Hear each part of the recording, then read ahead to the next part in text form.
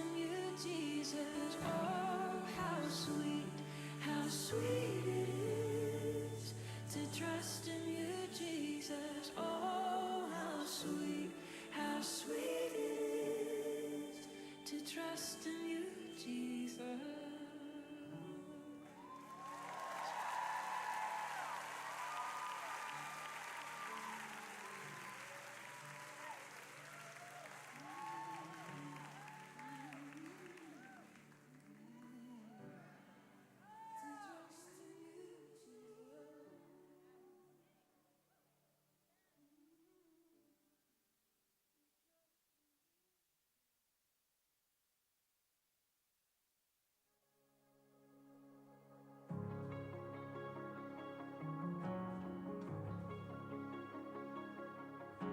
See, on the hill of Calvary, my Savior bled for me, my Jesus set me free.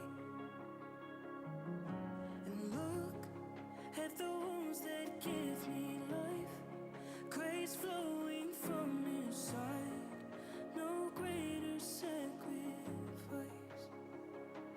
What He's done, what He's done, all the glory and the honor to the Son. My sins are forgiven, my future is heaven. I praise God for what He's done.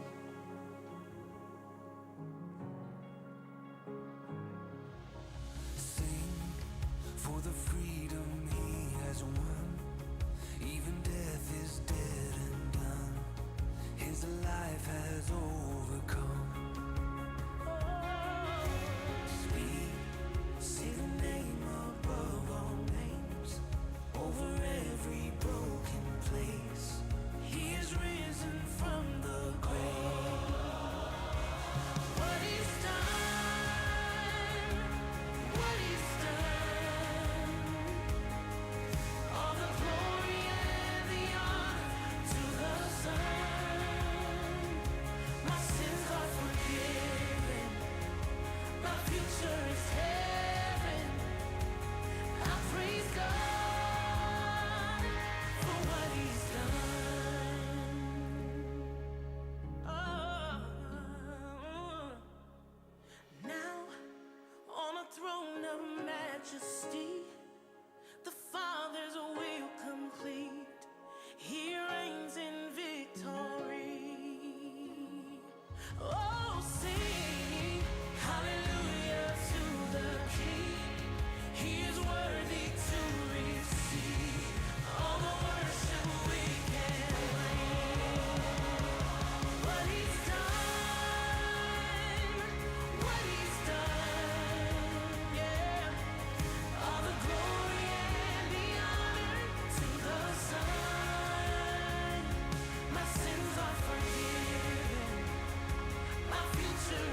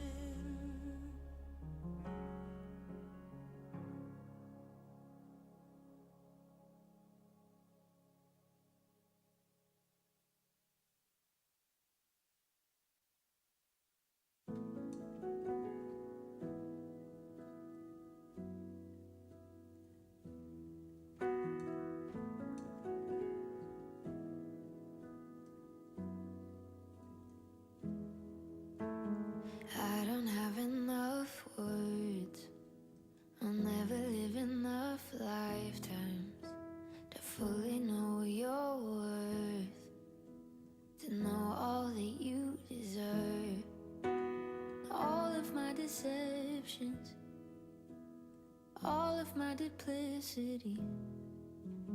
Now there is no record.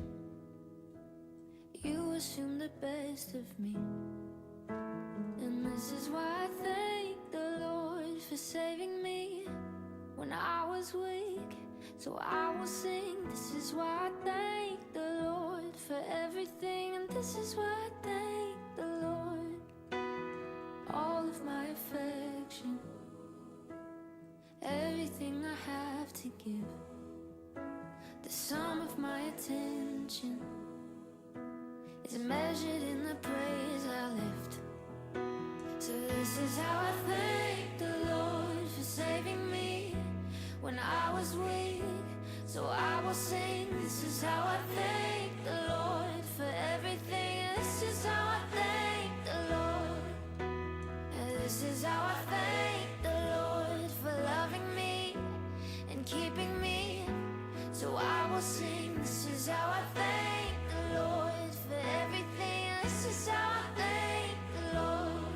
I will sing, I will sing, I will lift my praises to you. I will sing, I will sing, I will lift my praises to you. I will sing, I will sing, I will lift my praises to you. I will sing, I will sing, 'cause this is how I praise the Lord.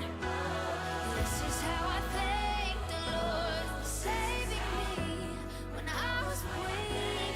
So I will sing. This is how I thank the Lord. This is how I thank the Lord. This is how I thank the Lord. This is how I thank the Lord. This is how I thank the Lord.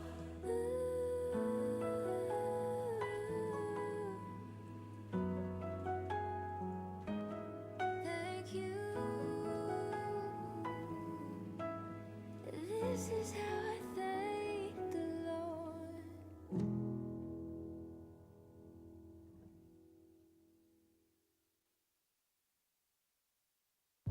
Thanks for the sunrise, thanks for the night sky, thanks for the deepest blue in my daughter's eyes, and thanks for the weekend, thanks for a good friend, thanks for in the high life again, makes me feel alive. It's been too long since we sat down and talked this way. But life is hard, sometimes I don't know what to say. But thank you, thank you, thank you, thank you, thank you, thank you. Oh, for you have been good to me. You have been good. For you have been good to me. You are always good. Now I miss how the world seemed back when I was 19.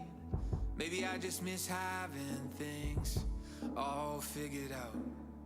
'Cause now I got doubts and I got these questions, things I just don't understand, but I bet you'll sort it out. It's been too long since we sat down and talked this way. Life is hard, sometimes I don't know what to say. There are times when it just doesn't make no sense. But you have been good to me, you have been good to me time and again. So thank you, thank you, thank you, thank you, thank you, thank you. Whoa, for you have been good to me. You have been good. For you have been good to me. You have been good. I'm singing. Thank you, thank you. Thank you. Oh, for you have been good to me.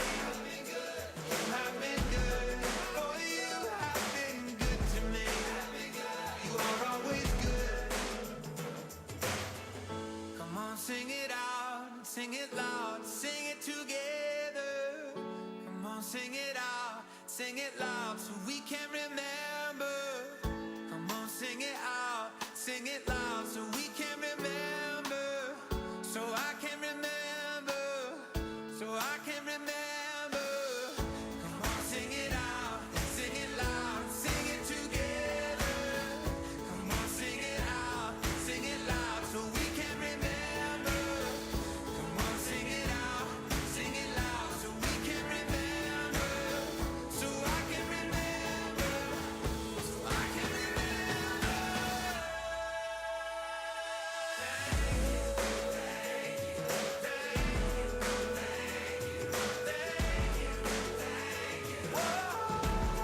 For you have been good to me. You have been good. For you have been good to me. You have been good. Sing. Thank you. Thank you. Thank you. For you have been good to me. You have been good. For you have been good to me. You are always good. Thank you. Thank you. Thank you.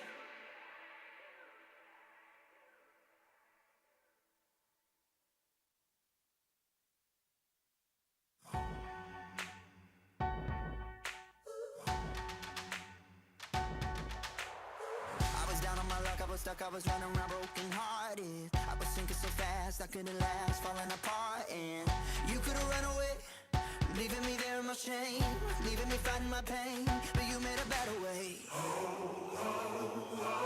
I've been saved, goodbye to the sinner. I'm held by the Father above.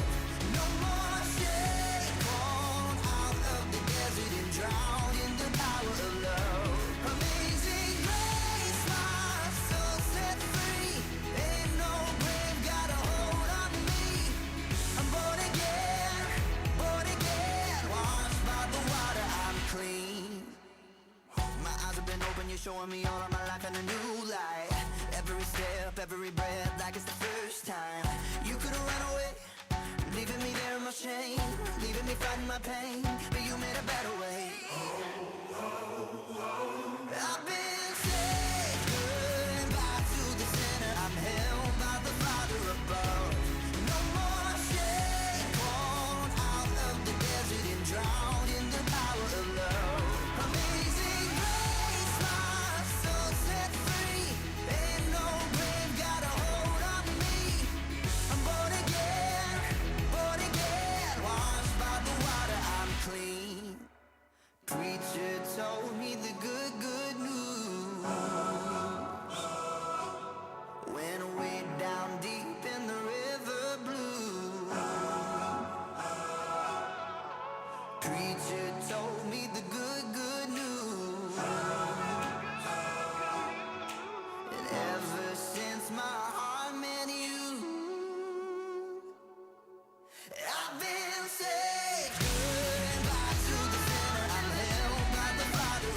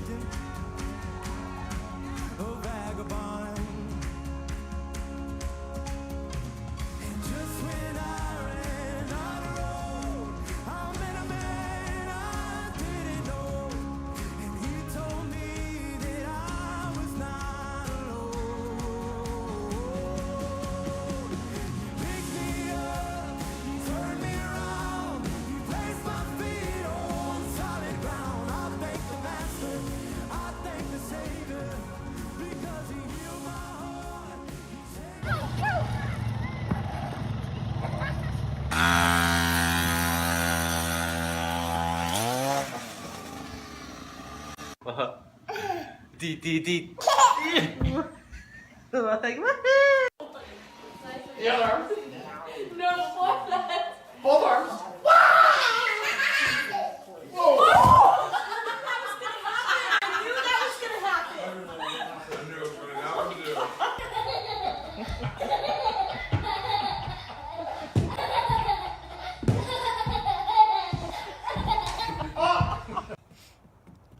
oh, I got that on video. You did? Yeah.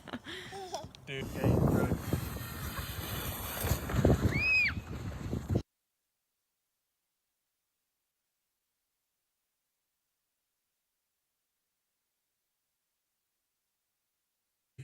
Ja. Immer schön aufpassen. Boah. Was hast du gemacht? Nix, ich hab ihn gefangen. Hallo. Das war knapp.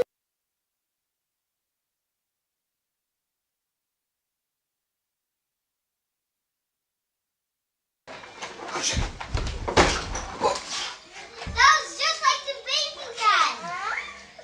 That was just like the baby. That's just like the dad that saved the baby. All right. Well, welcome everybody. Welcome to Sunnybrook. Welcome to seeing a night equipping you to help the next generation navigate mental health. And maybe you're wondering, why did we start with a funny video like that, other than laughter? Maybe for some of you, it brought back memories of times in your life where you had moments like that. I just had one, a true story. My wife's here, she can attest to it. 2 weeks ago, got the 1-year-old in the stroller, 4-year-old on my shoulders. I thought I put the parking brake on. Did not. So I go to turn around, look back, the stroller's going. I hear, whoa, whoa, whoa. She's rolling down to the road. I take off in a sprint. The 4-year-old falls back. I'm able to grab the stroller and behind my back, the ankle before they hit the ground, and everybody was good. But yes, it was a miracle. Hey, thanks. I did not expect to get claps for almost letting a 1-year-old go on. Okay, anyways, but maybe that brought back some memories for you as parents, or if you've worked with kids, of where you've had those close calls. And right, as parents or people who care for kids, we so badly just want to be able for their whole life to just grab them and protect them and to pull them away from harm. But there comes a time in every kid's life where they just become too big to do that, and we throw out our back trying to do it. Or more realistically, the problems that they face become much bigger than riding a bike into a mailbox or falling off the edge of the couch. And so then we find ourselves asking, what do we do? How can we help them? And so to help us answer that question tonight, we are so excited. We're so thankful to bring in Dr. Chinwe Williams from Atlanta, Georgia. She is awesome. She is so genuine. She is a psychotherapist, 20 years of experience in youth ministry, school counseling, licensed professional counselor. And she's got all this wisdom and all this expertise and experience, but more than anything, she loves and she cares for this next generation. She wants to bring them the hope of Jesus and wants to equip you as parents, as youth parents, or grandparents, youth workers to walk alongside them. So she's going to come out shortly. She's gone through the ringer to get here today. She had a flight canceled and all this stuff and flying in somewhere else. She's made it, so she's here. We're so excited. We're so thankful to have her. So be sure to give her a big, warm welcome when she comes out. But I just want to say thank you for being here tonight. Just your very presence in the room tonight, whether you're a parent, a grandparent, a youth worker, a teacher, a coach, whatever it may be, just your presence here in this room shows that you care for, love, and are for the next generation in our community. And want to walk alongside them. So if you didn't get a chance, we have some resources out in the lobby we would love to get in your hands. Take as many as you want if you have some friends or some coworkers or anything like that you think that would benefit. But let's go ahead and get the night started. Take a look at this video, and then Dr. Williams will be out. So.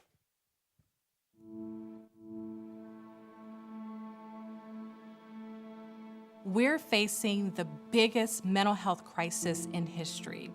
Kids and teenagers are dealing with so many challenges, including anxiety, depression, and despair. I have had so many parents sit across from me and say, I just don't know what to do. I talk to youth pastors all the time who are trying to navigate how to help this next generation. And it's heartbreaking to see that so many of them have had one or more teens in their community attempt or even complete suicide.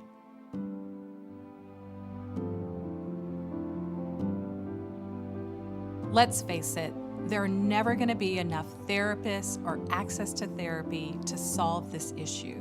So when an opportunity presented itself to write a book that could give parents, youth pastors, small group leaders, teachers, and coaches practical tools to help heal anxiety and despair in kids and teenagers, we just knew we had to do it. Listen, as a parent, as a pastor, we don't have a lot of time. One of the things we wanted this book to be was really practical and really accessible. It's a 2-hour read. Everyone has 2 hours. And yes, it will give you tools that will help you, but most importantly, it will give you hope. And that's the most important thing, because we can't believe that this generation is too far gone. And we can't be afraid of the conversation of mental health, because as parents, as youth pastors, small group leaders, and other caring adults, if we don't help them, then who will?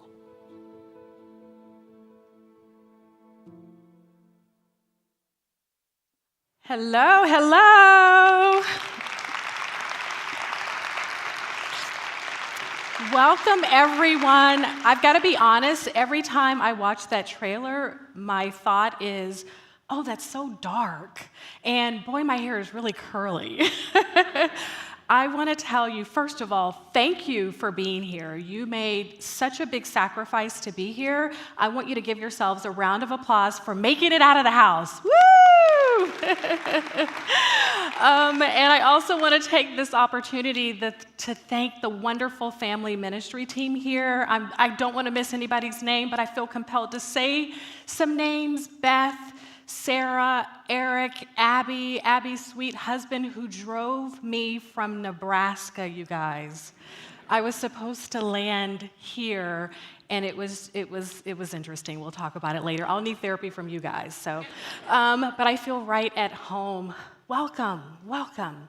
So you've already heard that I'm a therapist. You already saw sort of the dark trailer. I want you to know, you can probably already tell by my personality, that this isn't going to be a super down in the dumps conversation, because I have a lot of hope.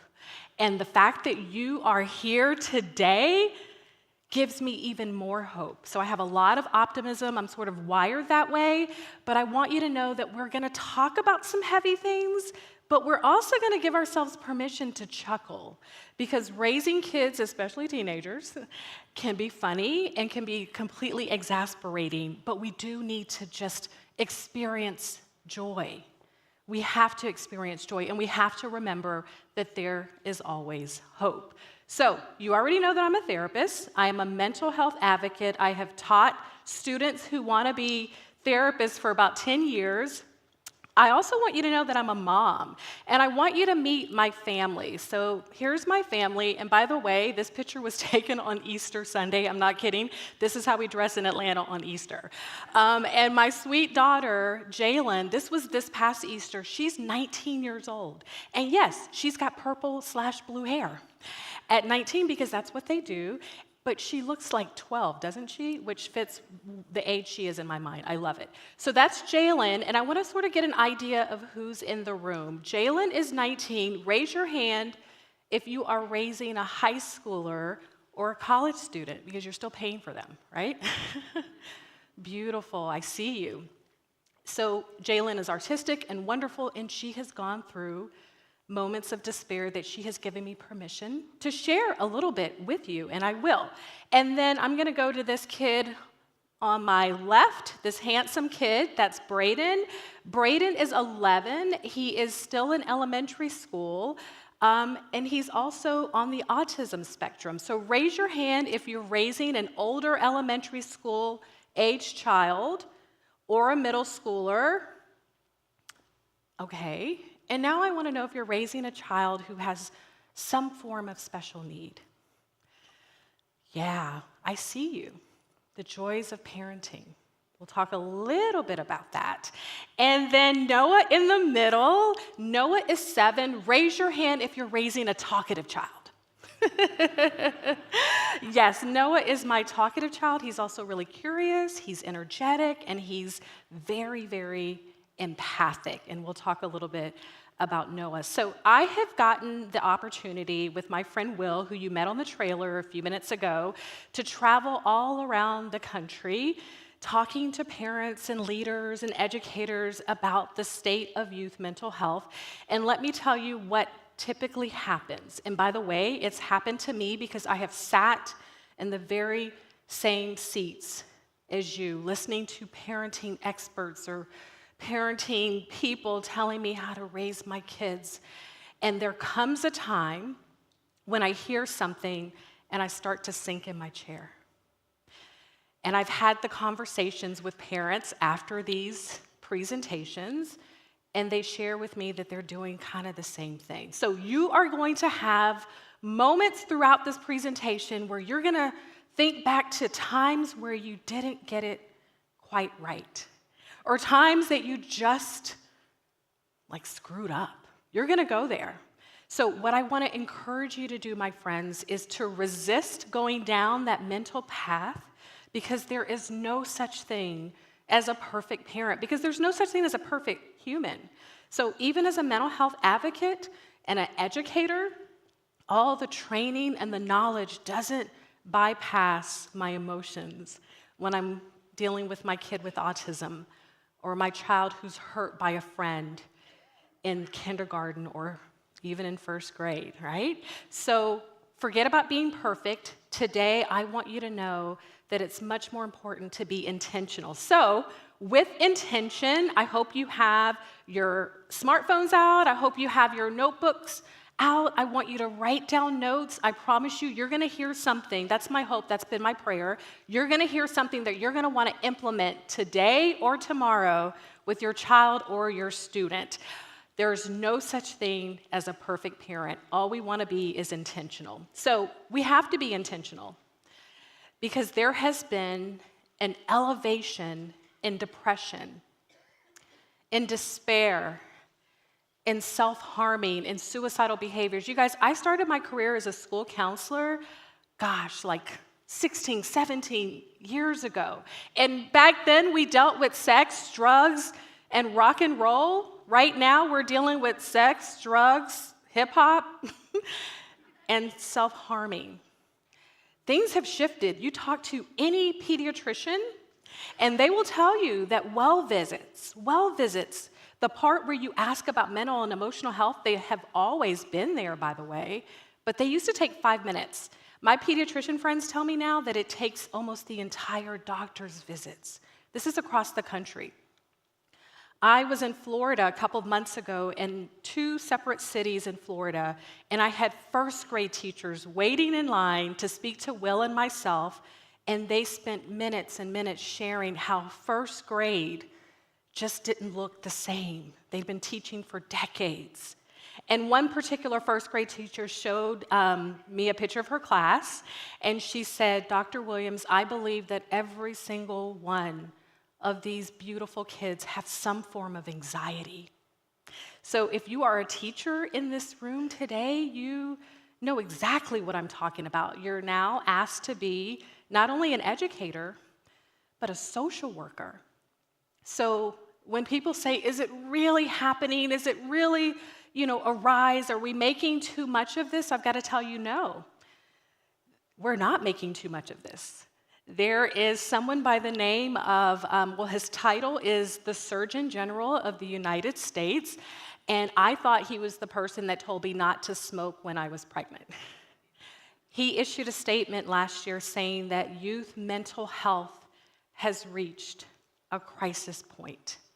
This is from the Surgeon General, you guys. So it's something that we have to pay attention to. I got a call the other day from a really good friend of mine. And she said to me, "Chinwe, I'm just, I try not to bother you about your professional stuff, but I'm really, really worried about my grandson." Her grandson's 19 years old. And she shared with me a little bit about what was going on with him. And I always live in the practicals, right? So in the specifics, I said, "What did he say?" I could tell that she was really worried. I said, "What did he say?" She said, "Well, I could tell that something was off, and it had been happening for weeks. He just has been declining mental health-wise." And I said, "I think you need to talk to someone." And he said to his grandmother, and by the way, they're like thick as thieves. They're super close. I've known this family for years. This grandson tells his grandma things that he would never tell his parents or his peers. So when she said to him, "I think you should get some help," he said to her, "Ma, what's the point? This world doesn't have a future in it, and certainly not one with me in it." As you can imagine, my heart dropped, and we talked through next steps. And so I've got to tell you, it's coming closer and closer, not just professionally, it's happening in my community, it's happening among my friends. And chances are, if you are in this room right now and you're raising a preteen, a teenager, a young adult, they know someone who has expressed some degree of anxiety or despair, or maybe they're feeling it themselves. So I am so glad you're here because, the last few years have been hard. So let me share something that I believe deep down in my soul. Every single one of us in this room, especially the next generation, deserves to be seen. And not only deserves to be seen, what I believe in my heart of hearts is to be seen is biologically wired. Our Lord created us to be seen. We all have a need to be seen, first and foremost by our Heavenly Father. We want to be seen by our Father, especially when we're walking through something hard. We want to know that our Lord is right there with us. But we also have a need to be seen by those we love, those in our family, those we see every day, those who educate us, those who lead us. But if we're honest, the last couple of years, many of us in this room have not felt very seen. It's hard to feel seen when you're disconnected. It's hard to feel seen when you're experiencing lots of loss, and I'm not going to go through all the things that the pandemic has left us with. And some of us think that we're, maybe at the tail end. That's my prayer. A friend of mine said, for some of us, it's an intermission. I hope not. But it's been tough, not just on us as adults, but it's been very tough on the younger generation. So there has been a rise in despair, but we cannot blame it on the pandemic. My friends, I want to share a few stats with you that you may or may not be familiar with. Since 2007, here it is, suicide rates have increased by 76% for teenagers ages 15 to 19. My sweet Jalen is 19 years old. In addition, suicide rates have nearly doubled in teen girls, and we can talk a little bit about the reasons why. So social media might be coming to mind, and you are not wrong. It's not the only factor, but it's a significant factor. Friends, get this. The highest rate of increase in suicide among all age groups is for kids between 10 and 14 years old. Ooh, that hits just a little bit different. And what we are seeing, and this is very interesting for people who have researched mental health for decades, and I've been doing this work for a while now, we have never seen such high rates for African American kids across the country. Something has shifted in the last 10 years. Take a look at this. Suicide attempts among Black teens increased 73%, and an elevated risk of suicide has occurred among African American boys between the ages of 5 to 11. Now, let me be straight with you. I don't care what you look like. I don't care where you come from. But there's something that happens when you hear about a child as young as this saying that they don't want to be here anymore. So I was doing a talk in Atlanta, and one of my dear friends came and heard the talk, and she said that she rode home with her husband, and her husband, who I love, was like, I don't know, Chinwe. I love Chinwe, but I don't know that kids so young are carrying so much. He said, I just don't believe it, because what do they have to worry about? They don't have bills. They don't have kids. I don't get it. And then she said to me that her daughter, who was in the back seat, who's 20, she said, Dad, I felt that way when I was 7 years old. And Daddy, I sometimes feel that way. today. So that opened up a wonderful conversation. But I've got to tell you, this is a conversation that needed to happen for a long time, well before the pandemic. And when we hear these things, some of you might be feeling it right now, like, oh, because these stats tend to kind of drag us down and make us feel a little bit in despair. So many of you right now are feeling what every single parent that I talk to feels, a sense of maybe helplessness. Like, what can I do against an enemy that I can't even see? Right? If my child has like a scraped knee, I would know what to do. If my child tells me, Mommy, I have a scratchy throat, I would know what to do. But what do I do with self-harm? I don't even understand anxiety. We're all anxious. What do you mean you want to kill yourself?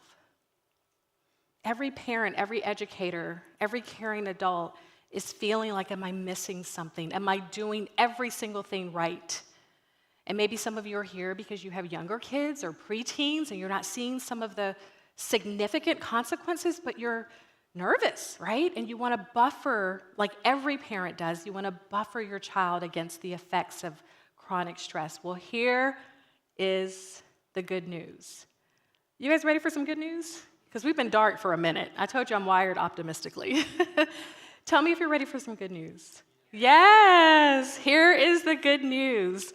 There are approximately 8 billion people on this earth, and God created, knows, and sees every single one of us. And the Word of God says that the Lord can count the number of hairs that sits on top of your head. So from neuroscientific research, friends, and attachment research, which is just the science of relationships and how relationships can heal and can repair, and from what we know about God, right? God who designed us for relationships. There is good news, and my friend Will and I dug into the research.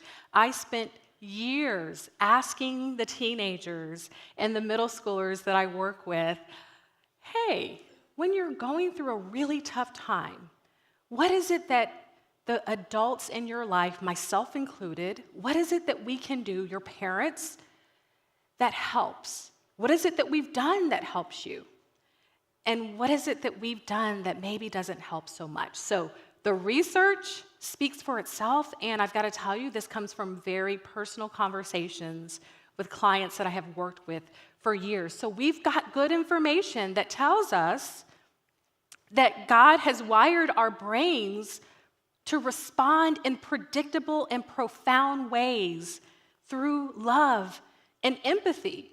And you guys, I'm so excited about that. So God created this organ that sits in between our ears called the brain, and it is fascinating, and everything starts with the brain. And we tend to think that the brain is like kind of like just thoughts and, logic and mind, but the brain is also our heart.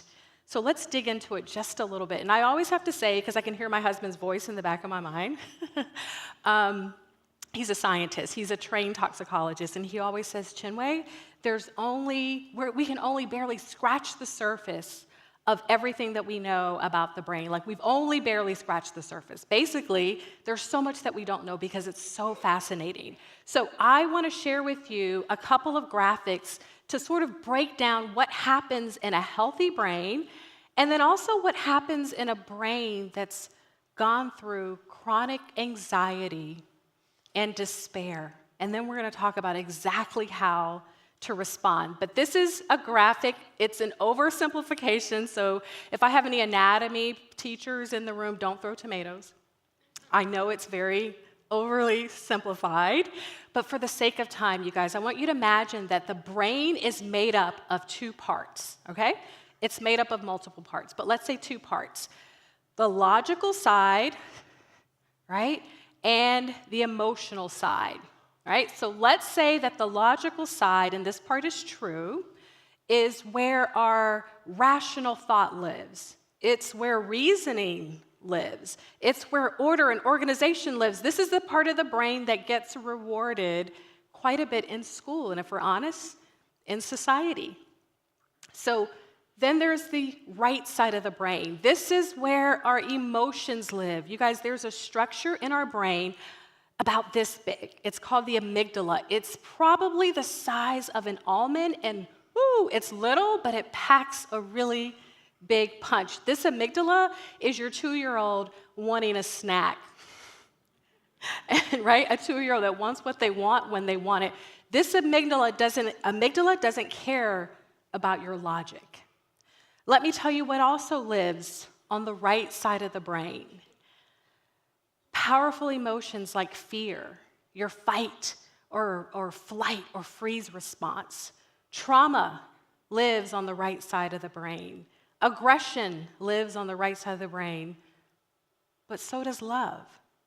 So in a healthy brain, both sides are processing back and forth. The process functions back and forth because there's an integration. That's how God created our brain. We have an emotional reaction to something, but then we're able to kind of logically process it, right? So let me give you an example. In the middle of the pandemic, my husband is a huge movie buff, okay?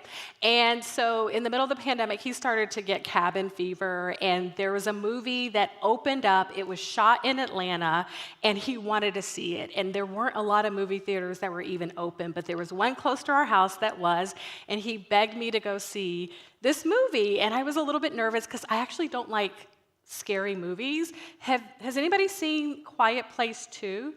I know we're in a church, you can admit it. Thank you, sir. Who are the honest people in the room? Thank you, darling. Yes. It's a scary movie. You guys, I don't like scary movies. I don't even like psychological thrillers. My clients are always telling me about some new psychological thriller, and I'm like, you know what? My life is psychologically thrilling enough. I'm good, right? But I'm a little scary, so I made my husband schedule something for the afternoon. So we went to the movie theater, and this is an example of right brain, left brain, okay? So we're in the theater. He's all excited. He gets a big thing of popcorn, and he starts eating it. And of course, he's eating it because it's $89.99. You know, that hasn't changed. And I'm starting to already get nervous, right? My fight or flight response is starting to get activated. But I'm like, okay, it's good, it's good. I look over to my husband. He's happy. I'm like, okay, it's fine. And then the music starts. You guys know what I'm talking about. And then all of a sudden, something pops out of the screen, and then I scream. The popcorn goes up and then comes down. My husband looks at me like this. He's smart, so he doesn't say what he's thinking. But what he does say is, "Are you okay?" And I go, yeah, I'm okay. He starts to rub my knee. He puts his arm around me. And within about 90 seconds, I'm okay. Could I have gotten okay without him there? Absolutely. Was it faster because he was there? Absolutely. But my friends, that's exactly what happens in a healthy brain. There's something scary that happens on the emotional side, right? I think I did the emotional side on this side. Something scary happens and you have an emotional reaction. But then the logical side is able to process it and conclude that you're safe. It's like if you were in your bed in the middle of the night and you heard a crash and then you run downstairs, I wouldn't. And you discover that there's glass all over the kitchen floor and you're like, oh my gosh, somebody broke in. And you have this big reaction and then you look up and you're like, oh, a picture frame fell. It's all good. I'm safe. That's what happens when the brain is functioning in a healthy way. That was the healthy brain, you guys. But in a state of despair, let me tell you what happens. There is a barrier that occurs between the left and the right side of the brain. There is no communication, you guys. We call this the despairing. There's no communication. And this is a very difficult place to be. There's a lot of blood flow that goes to the right side of the brain, but it completely hijacks the left side of the brain. And if any of you in here have ever experienced a period of high anxiety or overwhelm, or maybe despair, or maybe depression, you know exactly what I'm talking about. During this state, when someone asks you, how are you feeling? You might say, I don't know. If someone says, well, what's going on? Like, are you doing okay? How do you feel? You might say, I feel nothing. I feel numb. Some of us in here can relate to that. So there's a philosopher that calls this experience, this is a really hard place to be. He calls this experience the dark night of the soul. Psychologists, we call it psychological detachment. So my friends, I want you to keep that in mind as we continue to have this conversation about how to relate to our children and our teenagers with knowledge of what's happening in their brain. But again, there's good news. What we know from neuroscientific and attachment research is that both sides of the brain can come back together and heal through love and empathy. And it starts with a hormone called oxytocin. Raise your hand if you've ever heard of oxytocin. Yes, you guys, we call this the love hormone. This is the hormone that gets released in the early days and the early weeks and months of caretaking a new baby. You guys remember this? Like when your newborn was home from the hospital, like the first week, if there was like a little noise, you're like, oh, what's that? Is it gas? Are they hungry? You're like, honey, turn up the thermostat. They must be cold, right? She must be cold. What can I do? That is called attunement. When you are paying close attention to someone's internal experience because they can't necessarily verbalize it to you. That attunement helps to set the stage for what we call secure attachment. And my friends, this is a big deal. Every single time you looked at your child and you attended to their every single need, which we tend to do when they're really little, right? It's easier. That changes the wiring and that forms the wiring in their brains to be able to connect in a positive way in future relationships. So how do we do this? How do we bring both sides of the brain together through what we know about attunement and attachment? Well, I want to share with you 5 tools that will help you to do that. So again, take pictures, take notes.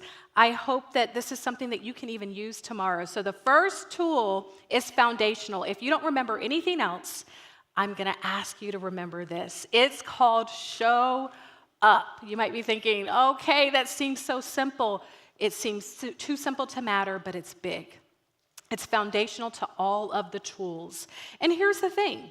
As parents, we show up in the big moments, right? We show up in the milestone moments. We show up in the celebratory moments, the recitals, the graduations, the lacrosse tournaments, right? And we also show up as mama bears and papa bears when our kids are in crisis, when we feel like, we need to sort of swoop in and like rescue them. But guess what the research is showing, and guess what my teenagers have been telling me for years? They absolutely want to see you in the stands. They absolutely want you to be there for their soccer, basketball games, and for graduation, but they want you to be there in the mundane moments as well. They want you to be there when it doesn't seem to matter. So 2 pieces of show up I want you to remember. Show up before they ask you to, and show up undistracted. And here's a third one I'm just going to throw in. Show up when it's not convenient. So right now I want you to think of just the rhythms of your day and your week where you have 5 minutes of uninterrupted time with your child or your teenager, which is harder, where you're not doing, you're just being. Is it in the morning, which can be hectic? Is it in the afternoon? Is it at night? Do you know that research tells us that bedtime routines, even for teenagers, promotes better sleep, more relaxation, and better connection? At night, are you able to say, even to your teenager, how's your heart, right? They may not say a whole lot back to you, but the more consistent you are, the better. How's your heart? How is your day? If they don't respond, just say, I love you. And for little kids, they're going to share and share and share because they want to get out of going to bed. But it's so important. And what is it about teenagers that they have like these really deep thoughts, like around midnight when you're tired? So you already know this about me. I'm very spooky. So my bonus, Jalen is my bonus daughter. So there was a period when she was 13, she gave me permission to share. She was going through deep, deep despair. She was over to our home every other week. That was the arrangement since she was a little girl. She and I are very, very close. This was a really tough season for her. And I remember being in the laundry room, and she came up, and I just saw a shadowy figure. So you know me, I jumped. I was like, what's going on? It was around midnight, I was doing laundry. And she said, Mom, do you have a minute?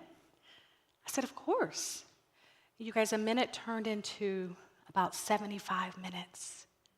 And every single weekend that my daughter was with us during that season, we had really deep conversations. And I was tired. So guess what I did? I started to set an alarm to take a nap in the middle of the day. So sometimes we have to show up when it's not convenient, and we often have to remember not to show up distracted. Because as much as we get on the next generation about these things, aren't we kind of just as bad? Yeah. So research shows that when you have a phone just sitting around when someone's having kind of a deep conversation with you, really any conversation with you, it brings down emotional connection by 30%. Because what's the tendency, right? Is to turn around and even look at the time. So when we show up, my friends, this is what's in it for you and for your child. They feel loved. Tool number 2 is to see them. I'm going to make a bold statement. I don't know if anybody's going to agree with me. I believe one of the biggest ways we fail to see our children is when we ignore, dismiss, or disregard their emotions. I'm going to say that again. One of the ways that we fail to see our kids is when we ignore, dismiss, or disregard their feelings. And we're not even at fault, right? How many of us really had parents or grandparents that asked us how we were feeling? I have very loving parents. They did not ask me about my feelings. It just wasn't what was done during that generation. But this generation needs us to check in. And here's what I want you to remember, my friends. What would it be like if we saw past the behavior and saw the emotion that was underneath the behavior that looked like defiance, disrespect, or anything else that maybe was worthy of a punishment or a consequence? Let me share a very quick story. My Noah, who's 7, started kindergarten during the pandemic. So that's a whole thing in and of itself. I won't tell that story, but that was interesting. Parenting a child with special needs and parenting a child in kindergarten online. It was wild. So we thought that he would need just a little bit of social enrichment. So we enrolled him in after school. And he goes 2 days a week. He still goes. And at that time, this was in first grade, this incident that I'm about to share with you. My husband split it. My husband and I split the days. So he would do Thursdays, I would do Tuesdays. Thursday is my long clinical day. So I'm in the office long days. It's a long day for me, and I'm often sort of caught off guard because as soon as I think I'm off, something happens. And this particular Thursday, I was supposed to pick up my Noah, and I had a clinical emergency. And I was like, I've got to go get my kid. He's had a really long day. So I race to the school. I get there. I get a text message from one of my friends who has a child the same age as Noah. And she says, let's get the boys together this weekend. And I was like, oh, that's awesome. I was like, I'm kind of late to pick up Noah from after school, so I'm going to share this good news with him. I can't wait to tell him. She's like, okay, great. I'll see you guys this weekend. So Noah gets called from the playground, and as soon as I saw him, I got out of the car. As soon as I saw him, you guys, I could tell that something was off. He was sort of dragging his book bag, and I'm like, dude, what are you doing? Pick up your book bag. And he picks up his book bag, and he gets in the car, and I'm like, how are you doing? And he grunts at me. And I was like, how was your day, Noah? And he says something unintelligible. And I'm looking in the rearview mirror, and I could tell he had a scowl on his face, and I start asking him questions, and this is what he said. He goes, Mom, could you please stop talking? And I look at the rearview mirror, and he goes, please? Too late. I was livid. Remember, it's a Thursday. It's a long week. It's a long day for him and for me. So I do that parent thing. Noah, you will not talk to me like that. That's disrespectful. And then I'm going in, he's yelling, I'm yelling, he starts crying, I feel like crying. And I'm like, you have this privilege that you no longer have anymore, so I'm taking things away. He's like, what are you even talking about? It was the longest ride home. We get to the driveway, and then I remember I'm a therapist. Because sometimes professionals get it wrong too. And Holy Spirit said, get in the back. I got in the back seat. And my friends, that's the first time I saw my kid that entire day. And what I saw was a little bit alarming. It wasn't too alarming, but I sort of went like that because he had scratches on his face. And then I looked even closer, and I noticed he had wood chips all over his curly hair. So I'm sitting in the back with him, and I lower my voice, and I start picking the wood chips out of his hair. And I go, babe, what happened? So he proceeded to tell me that he and a friend, it was a friend, got into it. They were playing at first. It went to the left, and then the friend started chucking anything he could find from the playground at Noah. And Noah was like, he said he was okay at first, and then it started to hurt, and he said, stop. The kid didn't stop. Noah goes to the after-school teacher, and he says, please make it stop. And the after-school teacher says, you guys separate right now. And Noah says, but. And she says, separate. This isn't about the teacher. I'm a teacher. Both my parents are teachers. She was like a college student. It was a year after the pandemic. This is not about her. This is about my kid. He spent that entire day not feeling seen. And so I turned to him and I said, Noah, I am so sorry that happened to you. How do you feel right now? He goes, I feel bad. And I said, yeah, I get that. And I go, what else do you feel? And he goes, Mommy, I feel sad. And I was like, babe, I would feel sad too. And then I did something that I normally don't do. We talk about feelings in my household. Of course, I'm a therapist, but I've never used this word with any of my kids at that point. I said, Noah, do you feel embarrassed? He said, yes. You guys, he glommed onto that word so fast. And then he started talking a little bit more, and I said, you know what? I am so sorry that happened to you. What do you need right now? And he said, Mommy, can I get a hug? And we hugged.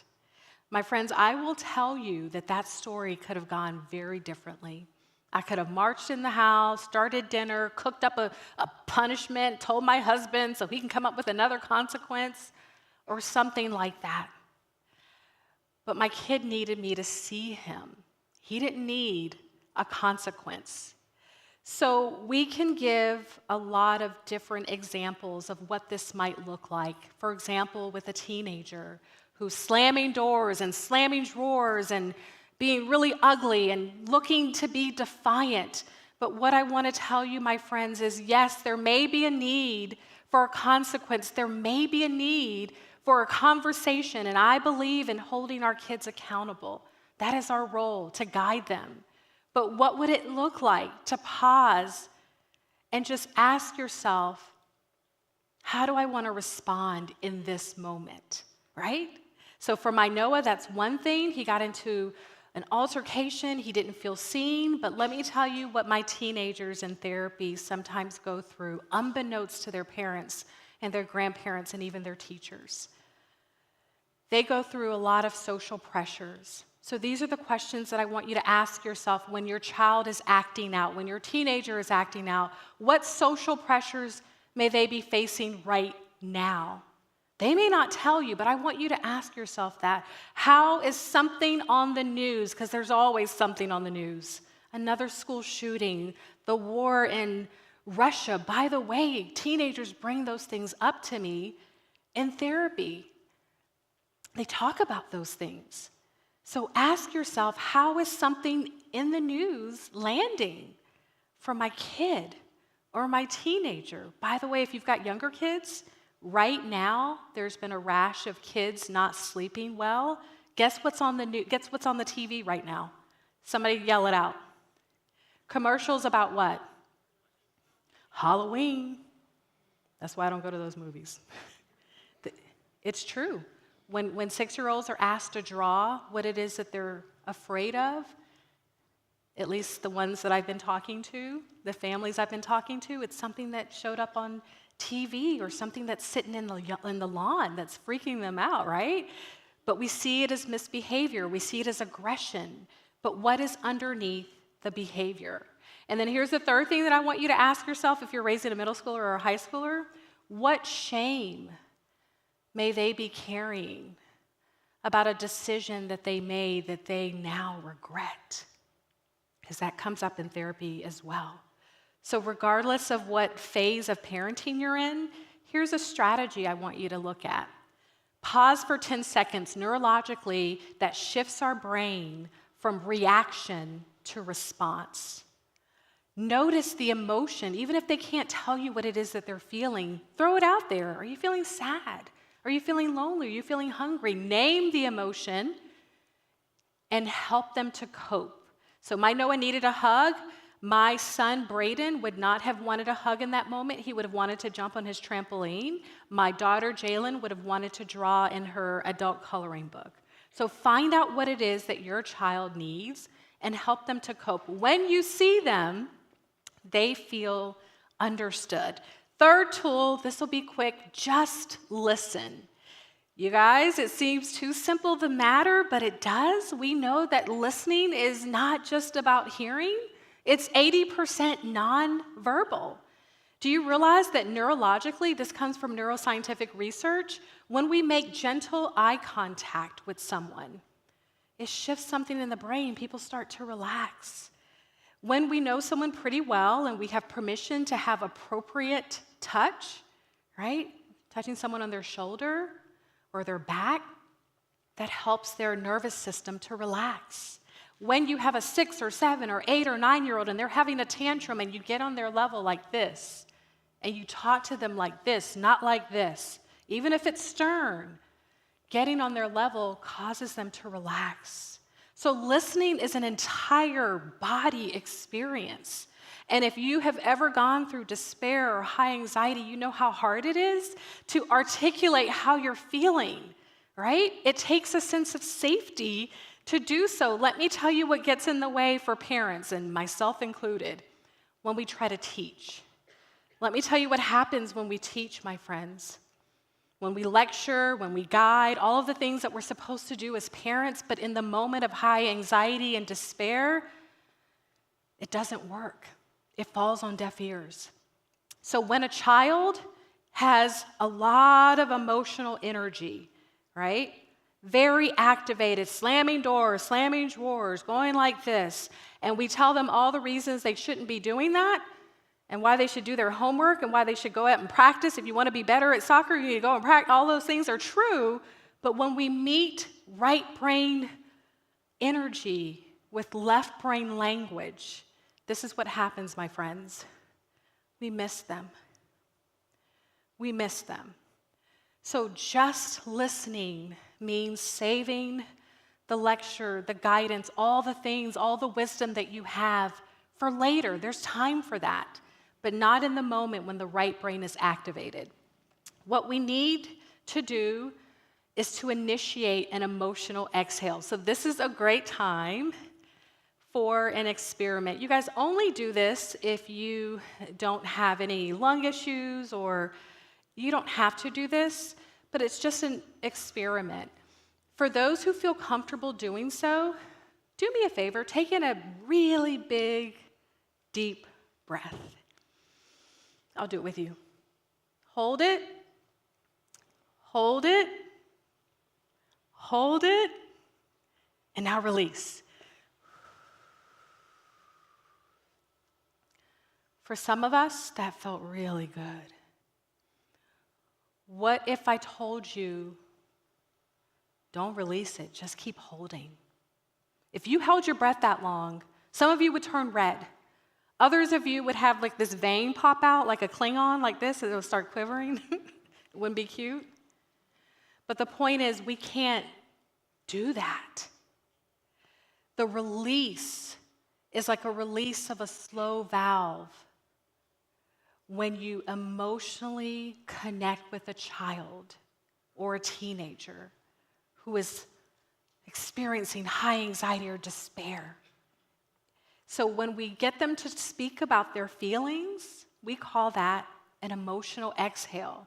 So friends, this is called a feelings wheel. I've been using this for 10 years with adults even, teenagers, adults, young adults. It's gotten a lot more popular. You can Google it. We have it in our book, and you could also get it for free on theseeingbook.com. This particular one was formulated with adolescents in mind. So we asked a bunch of adolescents, what are the feeling words that you use, right? And guess what? It's more than mad, glad, and pissed off. Although pissed off is on there because we work with teenagers, right? And guess what else is on there? Salty. That's what they say.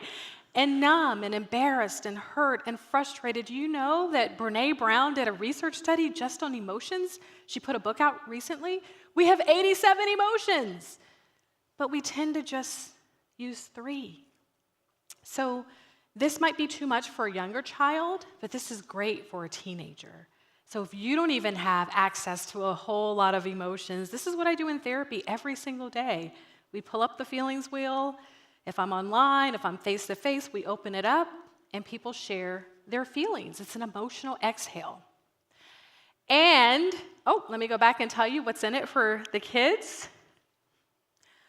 When we just listen, holding back lecturing and talking till later, we help them to feel safe. That's what's in it for our kids. And the 4th one is speak life. I'm going to hit this very quickly, but with practicals. So when we encourage and affirm our children, something shifts for them, especially as it relates to a vocation. Think about it this way. Do you remember being young and someone saying, you're really good at this, you're a really good organizer, or you're a really beautiful artist, or oh my gosh, your singing voice, right? And you're like, I don't know, I've never compared my singing voice to anyone else. When we speak to someone's gifts and talents that God placed inside of them, that opens up so many new pathways. You guys, our kids are being faced with so many negative messages every single day from social media, from media, from their peers, and oftentimes messages that they tell themselves because the brain is wired towards a negativity bias. Do you realize that we have 60 to 80,000 thoughts per day, and 80% of them are negative?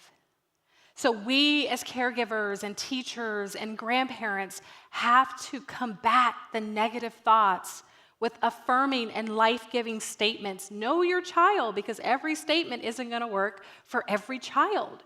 But can I tell you, I don't care what age you are, if someone walks up to you and says, I am so proud of you, you feel that, right? My husband and my father actually knew that I was flying here, and last night, and he said to me, he doesn't know a whole lot about mental health, by the way, but he knew I was coming to see you guys. He was like, I'm just so proud of you. I don't know what you're talking about, but I'm so proud of you. I was like, thanks, Dad. At my age, that meant something, right? Tell your kids you are important to me. Let me get out of the way so you can take pictures. Say, you know what? I saw you out on the soccer field, and everybody was down in the dumps because of the score, but you rallied the team and you showed such great leadership. Be specific. Oftentimes, parents think these things. They don't always say it in a very specific way. You guys, it matters. You're talented. And how about this? What if your parent ever said to you, I just love being your mom. I just love being your dad. It makes a difference. This is what our kids are telling us. And then remind them whom they belong to and declare God's blessings over them. You are a child of the Most High. You will see amazing blessings. My child with autism, I say to him every day before he leaves school, Braden, you are found to be more excellent than all the rest. You will go before great men, and you have so many words. He doesn't have a lot of words right now. But I tell him, you have so many words, and people need to hear what you have to say. and I can see in his countenance that something shifts. Amazing blessings are coming your way. I don't know what this is about, but when I work with adolescent girls and I say this last one to them, I see them shift. You are fearfully and wonderfully made. Fearfully and wonderfully made, with great attention. Our Lord and Savior created you. Parents, say that to your kids. And it matters, and I'll tell you why. When we speak life, our kids feel worthy. And then the final one is develop grit. Let me tell you a little bit about developing grit. It's interesting that it's the final one because all of the tools, if you think about it, are grit building tools. And grit basically is another word for emotional resilience. So we want our kids to be able to deal with the tough world that we know is out there. And we want to provide them with tools to be able to do so. We have amazing kids who can solve the most complex algorithms, but I got to be honest with you, our kids are really intelligent and sophisticated, but they've lost their grit. And remember, I tend to think glass half full, but this is an area that I've just seen, over the years dwindle. So what do? Well, we have to stop helicoptering our children. This is where I'm going to be a little bit bold, right? So I always tell parents, if your child leaves their homework or their big project on the island, guess what I instruct parents to do? Leave it there. I gave this one lady hives. She said, I don't think I can do it.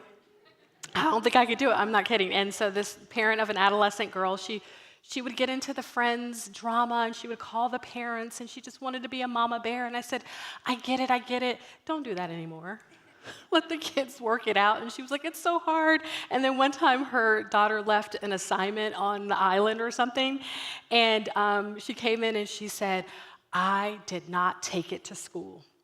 I said, I am so proud of you. And she said, but I did take a picture of it and send it to the teacher, so she knew she did it. I said, baby steps, right? Our kids have to figure it out. My friend works with college students, and she said there are too many freshmen coming into her office, she's a counselor, who say, I don't know if I want to be here anymore, kind of suicidal thoughts. And when she digs in, they don't want to kill themselves. They're just feeling really incredibly lonely and depressed. And she'll say, well, what is the problem? And they'll say, I don't know how to make a friend. Because we've structured that through play dates when they were really little. And then as they got older, they had organized sports. And then as they got older, we were afraid of the world, so we would structure everything. Our kids have lost the art of face-to-face communication. That's like a whole nother talk. So we have to help them to develop grit.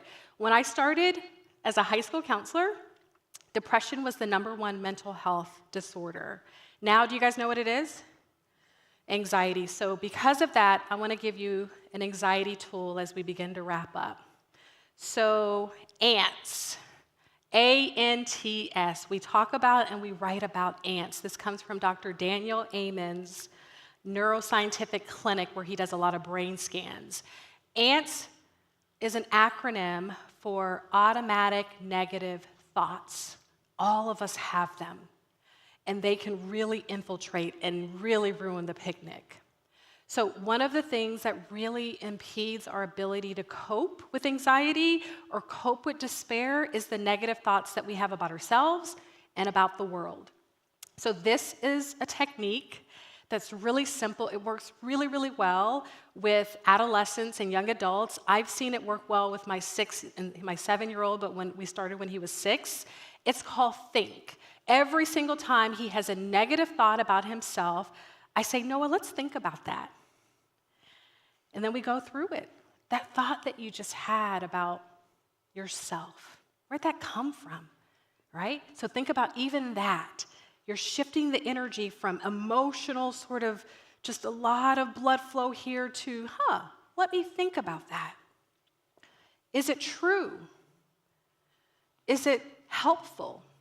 Is it inspiring? The majority of the negative things we say to ourselves are less than inspiring. Is it necessary? If this is a thought about how you can't do something or you're not sure, what can you do to figure it out in this moment? Right? If the thought is necessary, let's act on it. If you can't act on it, then it's not necessary. And then lastly, is it kind? So that is a tool that I would love for you to practice. And then here's one last one, and then we'll shift to the next part. Again, anxiety is the #1 mental health disorder, and it attacks not just the mind. It's not just about what you think. It's about your physiology. It's about what you feel, right? The racing heart, the flushed face, the sweaty palms, right? So one thing that helps anybody at any age to manage their anxiety is what we call conscious breathing. But I have a technique that I love to use with young people, but it also works with older people. Do me a favor and hold up your hand like you're going to give me a high five. All right, so this is called the 5-finger breathing technique. Now, turn it towards you, and we're going to do another breath technique. Start at the base of your pinky, and we're going to trace your hands and start to breathe in, going up your pinky finger. Stop at your nail, pause for a few seconds, and then exhale slowly as you go down your pinky. And then go up, inhale, pause for a few seconds, and then exhale as you slide down. I'm already starting to feel it because I do it a lot. Breathe in, hold for a few seconds, and then exhale as you go down. And for the sake of time, we're going to stop right there. If you have a child that is young and they have really little hands, you might want to do it twice. So,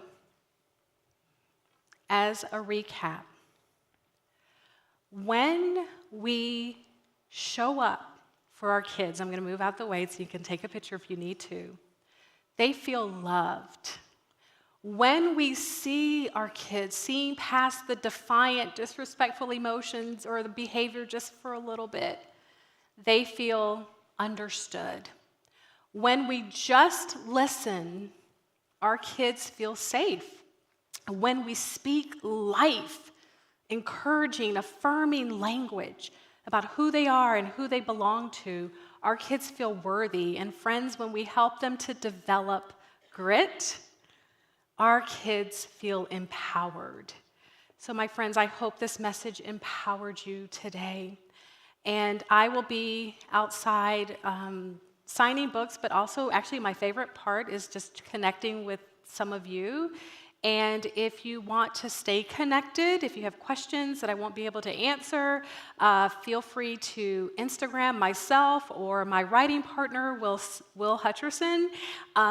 Follow us, connect with us. We would love to hear from you. Thank you so much for your time.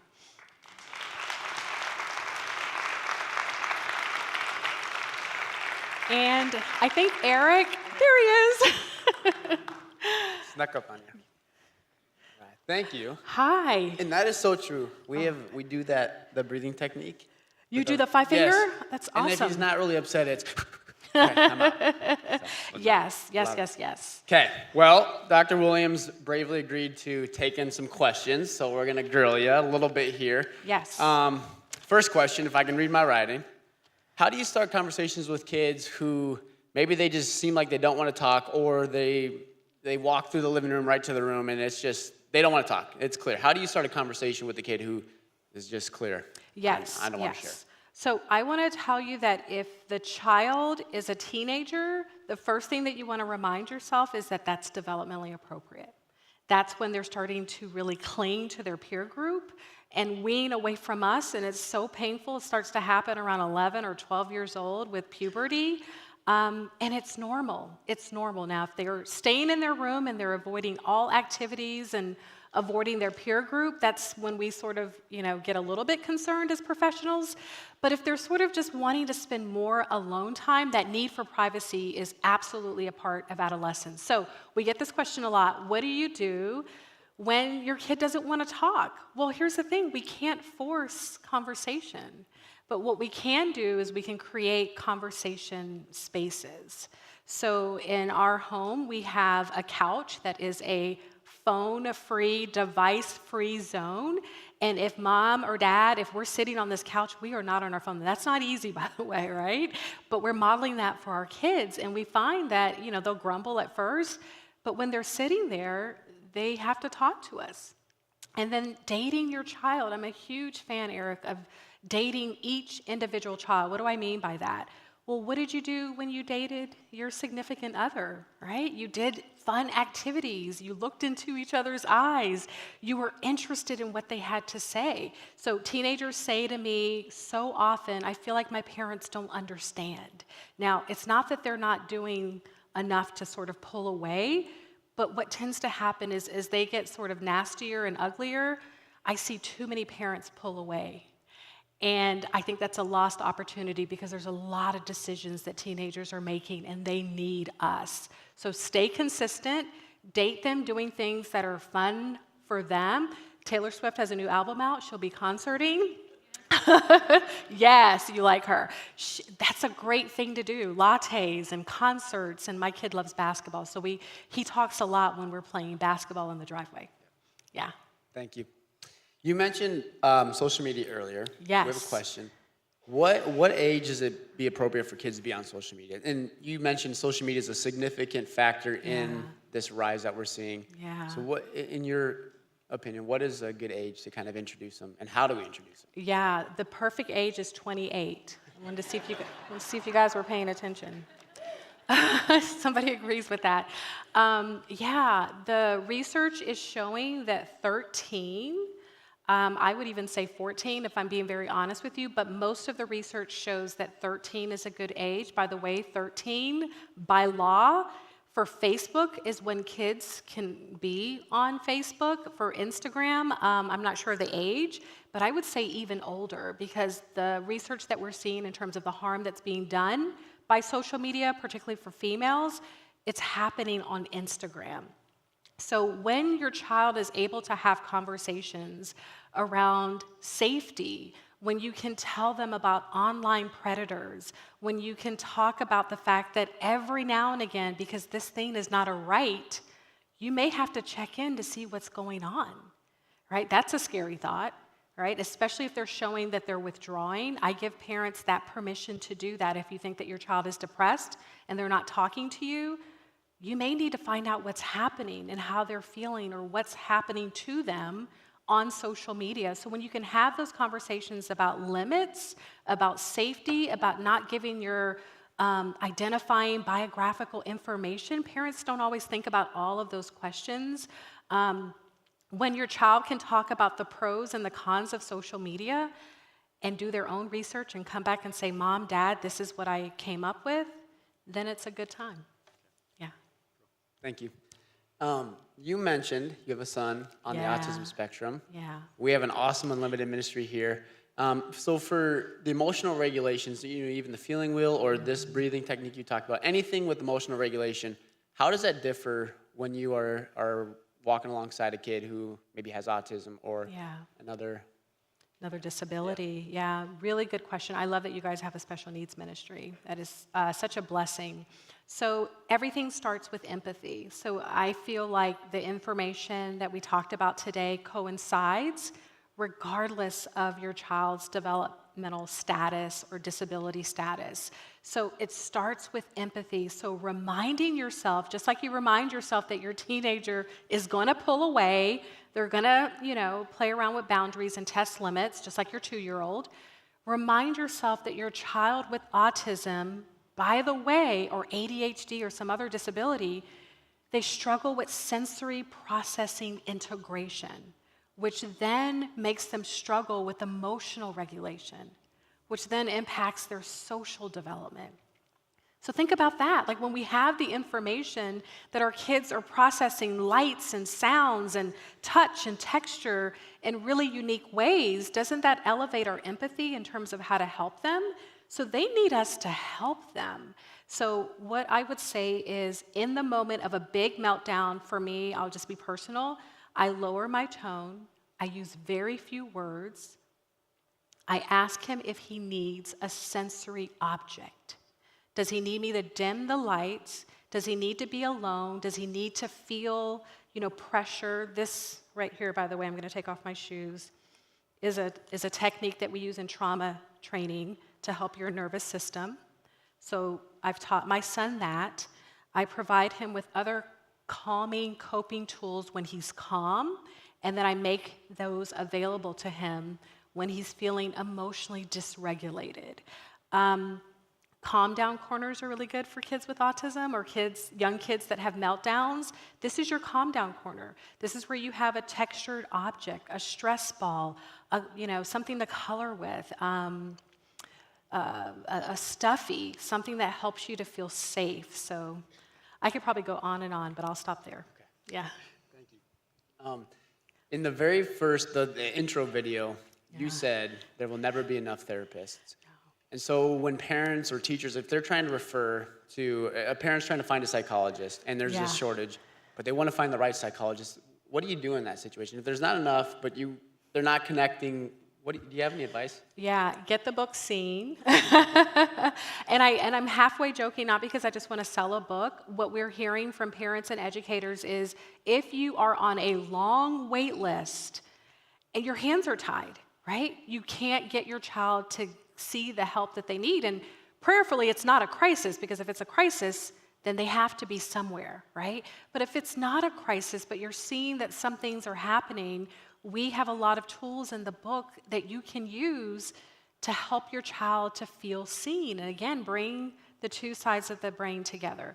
But outside of the book, what I would say is get your child on that wait list.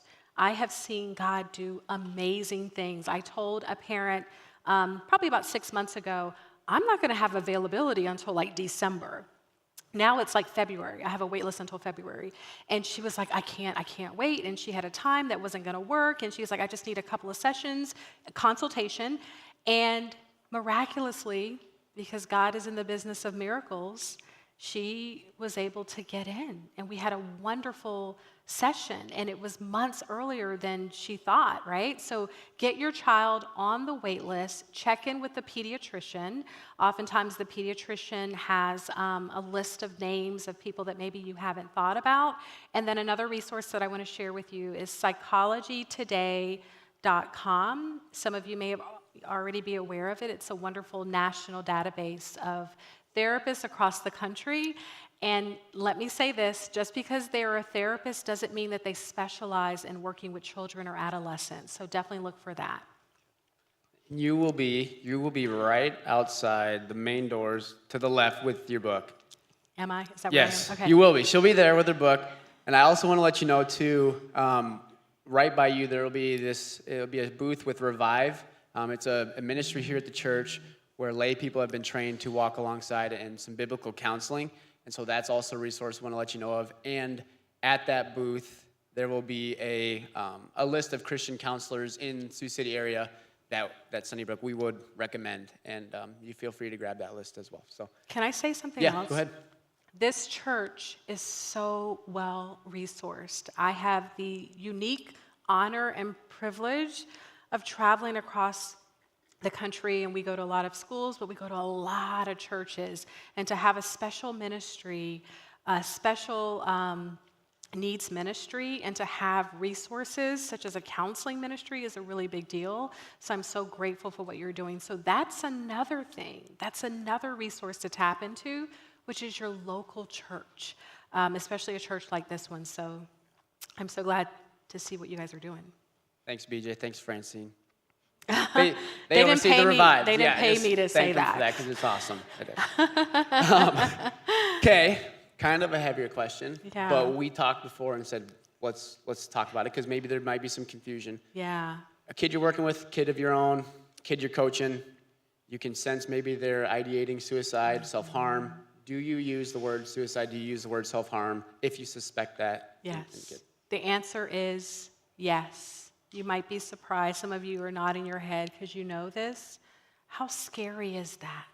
How scary is that to ask your child, or if you're an educator, your student, do you want to kill yourself?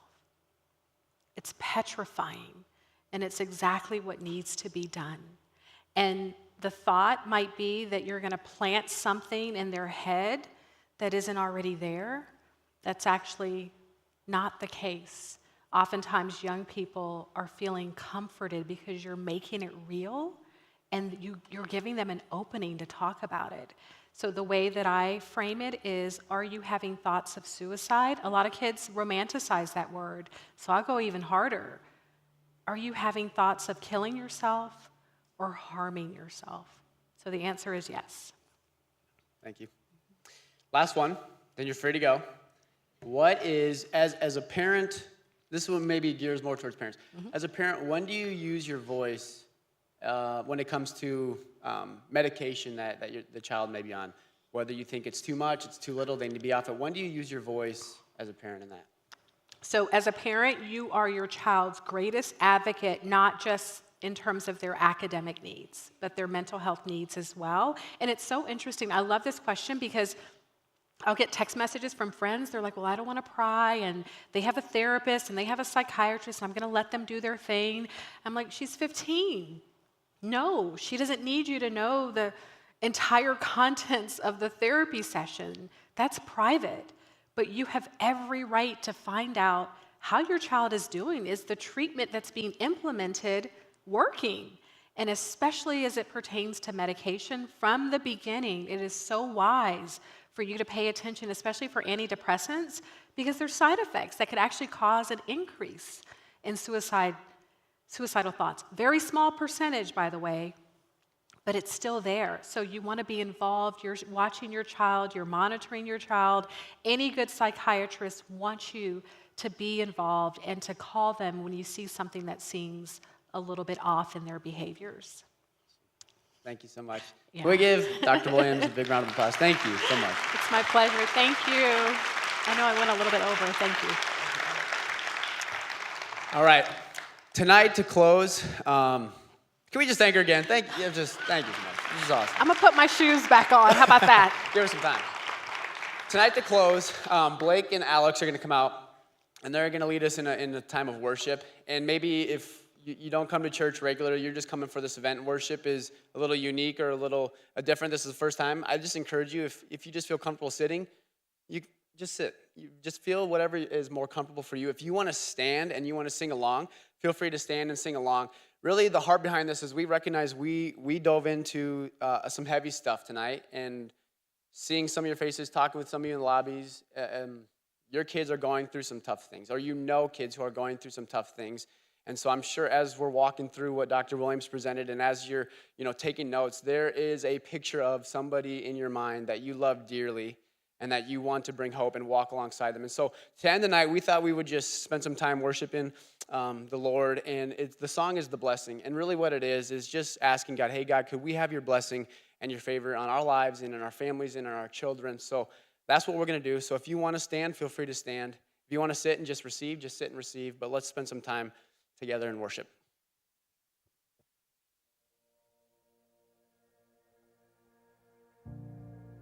As we worship tonight, we just ask and remember that God sees us, but he also sees the kids and our children and everything they're struggling with. So as we worship, let's just give those battles and those issues to God.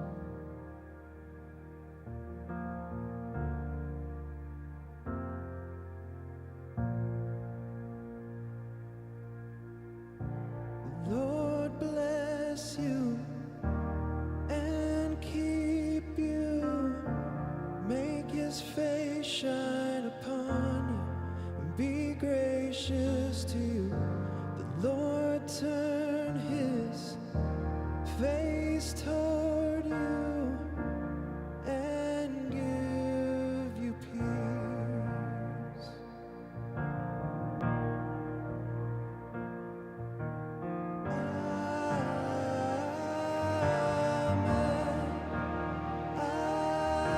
Amen.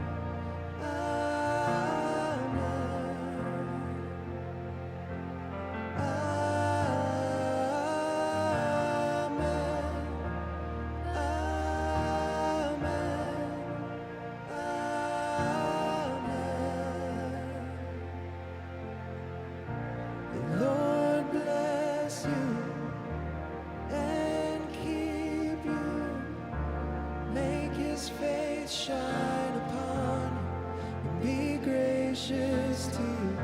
The Lord turn his face toward you and give you peace.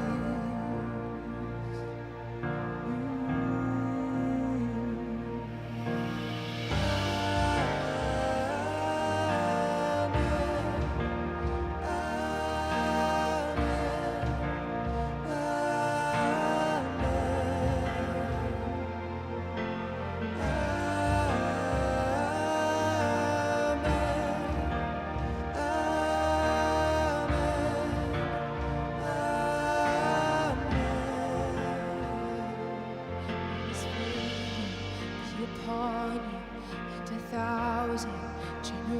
generations, and your family, and your children, and their children, and their children. May his favor be upon you and 1,000 generations, and your family, and your children, and their children, and their children. May his favor be upon you and 1,000 generations, and your family, and your children, and their children, and their children. May his favor be upon you and 1,000 generations, and your family, and your children, and their children. May his presence go before you and behind you and beside you, all around you and within you. He is with you, he is with you in the morning, in the evening, in your coming and your going, in your weeping and rejoicing. He is for you, he is for you, he is for you, he is for you, he is for you, he is for you, he is for you, he is for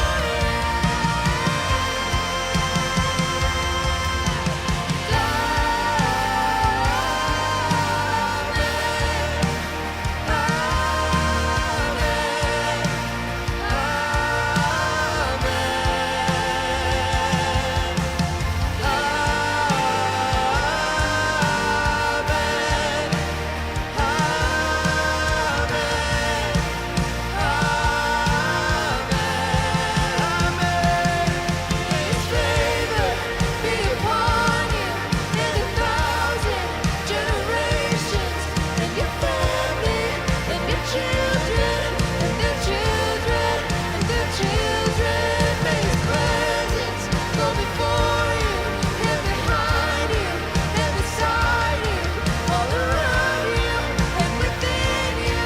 He is with you, he is with you in the morning, in the evening, in your coming and your going, in your weeping and rejoicing. He is for you, he is for you, he is for you, he is for you, he is for you, he is for you, he is for you, he is for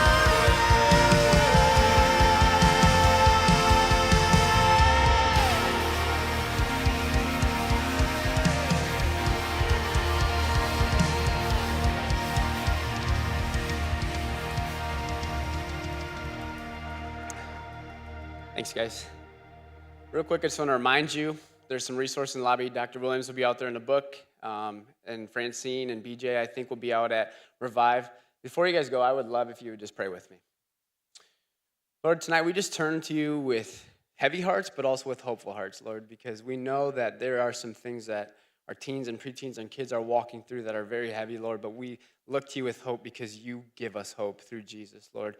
And Lord, we pray that as teachers, as parents, as youth workers, as coaches, anybody here in this room, God, we recognize that you are the perfect parent. We would look to you for wisdom. We recognize that you are the great teacher. You are a comforter. You are the wonderful counselor, that we would look for you in times of need when we're walking alongside kids and teens in our life that are struggling with things, that we would not rely on our own strength, but that we would rely on you, Lord. And we just thank you that you are so close. You are so near to the brokenhearted. And as we think about kids, these pictures in our minds of these kids that we know are struggling with, God, that you know the very hairs on their head, and you love them so dearly. So, Lord, we just pray now that they would feel peace, and God, that as we go out from here, that we could just be people who are loving them, seeing them, showing up for them, and showing them the hope that we have in Jesus. Lord, we love you. Jesus, we love you. It's in your name we pray. Amen. Thanks, guys.